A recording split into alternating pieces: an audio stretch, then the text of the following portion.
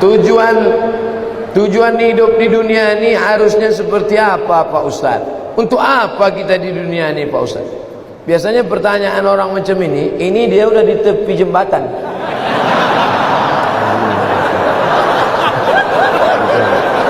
Untuk apa hidup ini? Udah streaming. Untuk apa hidup ini?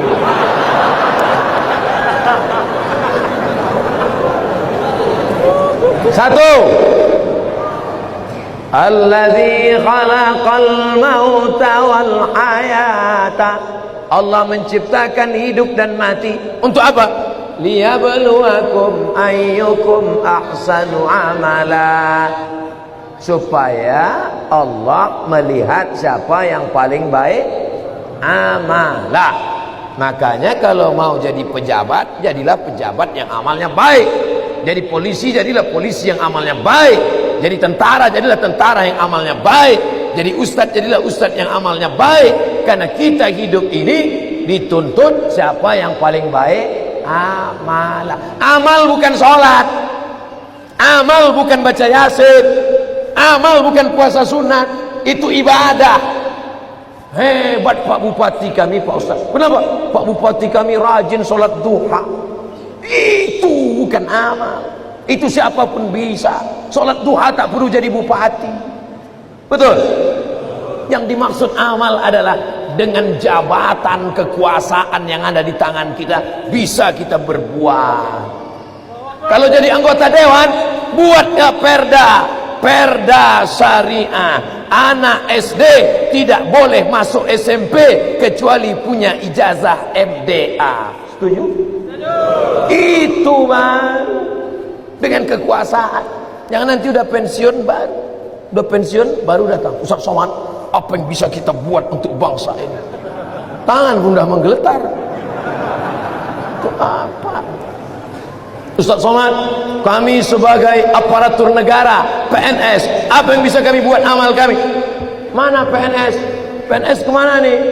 Kenapa banyak orang ngantri? Mohon maaf Ustaz Somad, PNS-nya sedang sholat duha di musola. Bodoh. Amal PNS bukan sholat duha. Sholat duha sebelum berangkat tadi. Amalnya sebagai PNS adalah bagaimana melayani masyarakat, dipermudah urusan orang. Urusan KTP Anda masukkan pagi, selesai sore, dikirim melalui pos. Bisa apa tak bisa? Bisa. Mudahkan urusan orang di dunia, dimudahkan pula urusan di akhirat nanti. Amin. Ustaz, apa yang bisa kami lakukan untuk ustaz-ustaz? Kumpulkan ustaz-ustaz, kumpulkan imam-imam, kumpulkan khotib-khotib, kumpulkan guru-guru mengaji, beri mereka pelatihan, permudah urusan SIM kendaraan bermotor mereka. Setuju? Wah, banyak yang setuju.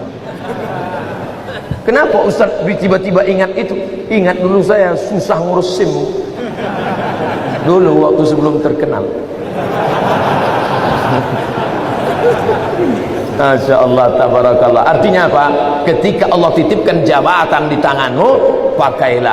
Ayyukum ahsanu amala. Ustaz, kami ini masih mahasiswa, masih sekolah, lalu amal kami apa? Kau senangkan saja hati orang tuamu, pulang ke rumah, ayah, emak, ini transkrip nilai mak, nih, berapa IP kau nak? 2,0. Hah? Kenapa 2,0? Ayah sabar ya, ini takdir dari Allah. Anak hantu. Dikasih duit bukannya menyelesaikan masalah, menambah masalah. Yang masih kuliah, yang masih sekolah, kalau belum bisa kalian senangkan emak ayah kalian, jangan kalian susahkan mereka. Jangan asal balik susah. Kalau balik susah, belum lagi dia balik, baru menengok nama dia di HP aja. Ini susah. Yang pertama amalah. Yang kedua baru wa ma khalaqtul jinna wal insa illa liya'budun, ibadah. Itulah dia sholat, baca Quran, tahajud, puasa sunat, itu ibadah. Jadi kita ini gunanya di dunia ini cuma dua saja, amal dengan ibadah. Masuk kantor jam 8 pagi, pulang jam 4 sore. disiplin, tidak bolos ke mall. Itu namanya amal. Bapak polisi merazia orang melanggar peraturan, saking kan dia mau menegakkan, sampai dipeluknya kaca mobil Kijang Innova. Itu amal apa ibadah? Amal. Amal itu namanya. Ustaz tahu dari mana? Saya tengok tadi di Instagram. Dua itu saja tujuan kita hidup ini, amal dan ibadah. Perbaiki amal, perbaiki ibadah. Banyak orang ibadahnya bagus, amalnya tak bagus. Banyak orang amalnya bagus, ibadahnya tak bagus. Yang lebih parah, amal tak bagus, ibadah tak bagus. Siapa yang amalnya tak bagus, ibadahnya tak bagus, pergi ke jembatan Barelang. Untuk apa ke situ Pak Ustaz? Nah, jangan kau tanya lagi. Saking tak ada lagi kertas dah. Selamat menikmati.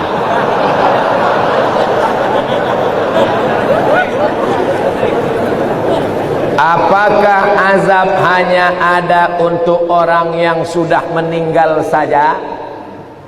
Allahumma inni a'udzubika min azabi jahannam wa min azabil qabri wa min fitnatil mahya wal mamat wa min syarri fitnatil masihid dajjal. Hadis riwayat Muslim. Baca sebelum salam.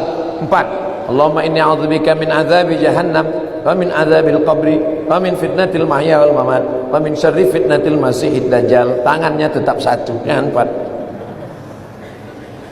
Hadis sahih. Menunjukkan dalam doa ini bahwa azab itu ada azab di dunia, ada azab di akhirat. Fitnatil mahya, azab hidup, ada azab hidup, ada azab akhirat. 2. Apa perbezaan cobaan dan azab? Salat rajin, puasa rajin, tak pernah mencuri, tak pernah maksiat, tiba-tiba sakit, itu ujian, karena Allah ingin mengangkat derajatnya. Minum khamar, mabuk, tiba-tiba sakit, azab dari Allah. Tapi azabnya itu pun juga Allah ingin menghapuskan silap salahnya. Makanya kalau ada orang sakit, ada 3 kemungkinan. Pertama, azab karena balasan atas dosa-dosanya, tapi di balik azab itu juga ada rahmat supaya dosanya hilang. 2, Allah ingin mengangkat derajatnya karena dia sabar menerima ujian. 3, Allah sudah menempatkan dia di surga tertinggi tapi amalnya kurang. Maka kata Allah kepada malaikat, malaikat kasih dia ujian supaya kalau dia cukup maka dia ditempatkan. Mudah-mudahan kita semuanya sudah ditempatkan di surga Jannatul Firdaus. Tinggal lagi menambah amal-amal kita. Ini udah kemarin nama dia di mana nih? Ini di Firdaus ya Allah. Amal dia gimana? Amal dia kurang-kurang sedikit. Nah, buat dia agak demam-demam puyuh 3 hari. Kalau dia sabar masuk. Kalau nanti Bapak Ibu jamaah Tanjung Pinang masuk ke dalam surga, amin. Pas sampai ke dalam surga, tengok kanan kiri tak ada saya. Mana Ustaz Somad? Cari saya di ruang VVIP. Pede kan Ustaz. Orang Islam mesti pede. Yang ngajarkan dia pede Nabi, man qala la ilaha illallah Muhammadur Rasulullah dakhalal jannah. Siapa yang mengucapkan la ilaha illallah Muhammadur Rasulullah dakhalal jannah, masuk surga. Ini banyak orang, kau gimana masuk surga? Entahlah Pak Ustaz, enggak pasti lah. Apa tak pasti? Kau masuk surga, pasti masuk surga. Cuman masalahnya masuknya kapan? Nah itulah. Nah, ada yang antriannya panjang, pakai transit delay pula lagi. Nauzubillah.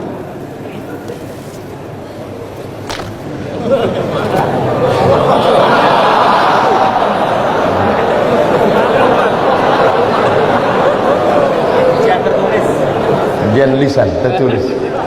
Pertama-tama, mau pakai pertama-tama. Izinkan saya mengirimkan Al-Fatihah untuk Ibunda Ustadz Abdul Somad Hajjah Rohana binti Nuruddin. Al-Fatihah. A'udzubillahi minasyaitonir rajim. Bismillahirrahmanirrahim. Alhamdulillahi rabbil alamin. Arrahmanir rahim. Maliki yaumiddin. Iyyaka na'budu wa iyyaka nasta'in. Ihdinas siratal mustaqim. Siratal ladzina an'amta 'alaihim ghairil maghdubi 'alaihim waladdallin. Amin. Semoga Allah mengampunkan segala salah dan dosanya. Amin ya Allah.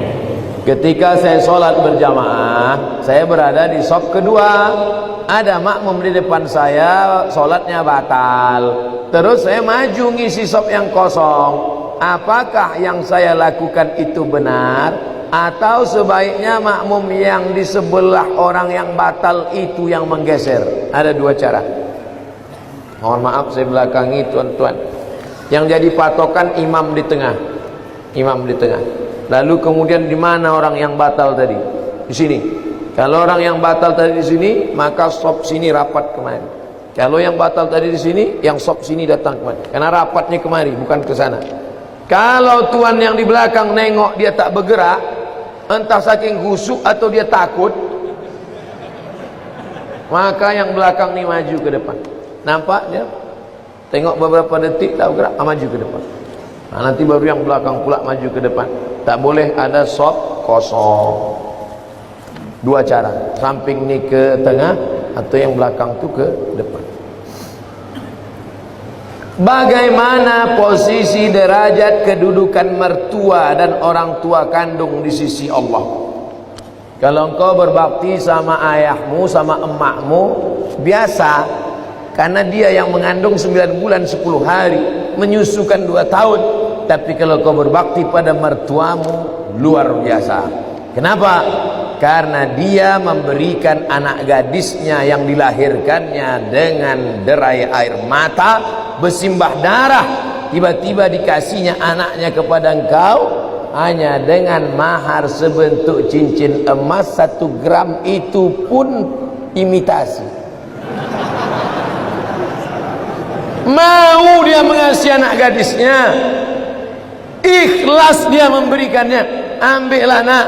Tiba-tiba setelah anak gadisnya kau ambil seminggu sebulan, balik anak itu dalam keadaan mata biru, KDRT. Oh, di mana otakmu kau letakkan? Oleh sebab itu maka berbakti sama ibu biasa.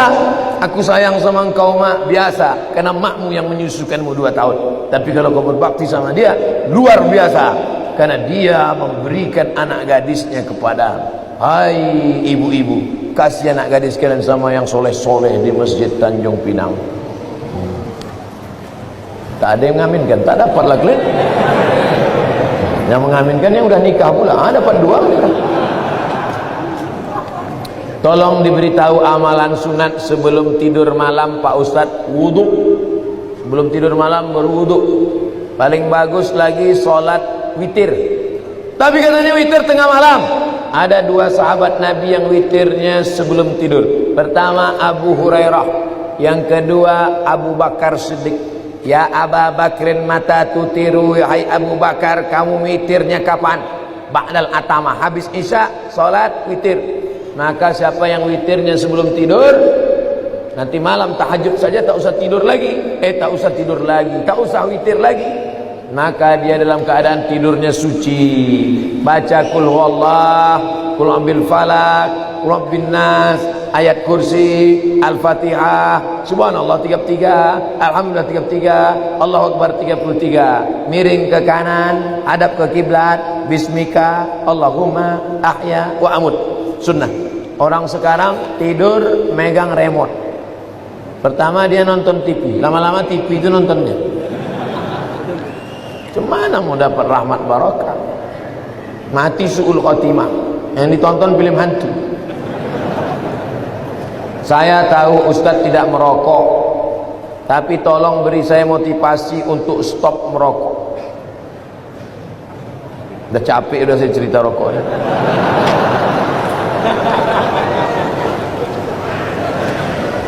Hai yang merokok-merokok, berhentilah.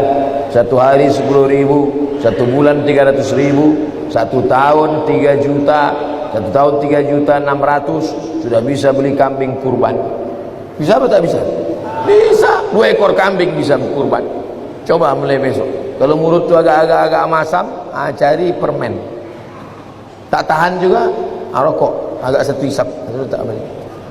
Perlahan-perlahan. Perlahan-perlahan. Tanya orang yang sudah berhenti itu, gimana cara dia bisa berhenti. Di luar negeri orang berhenti karena pajak rokok ditinggikan setinggi-tingginya.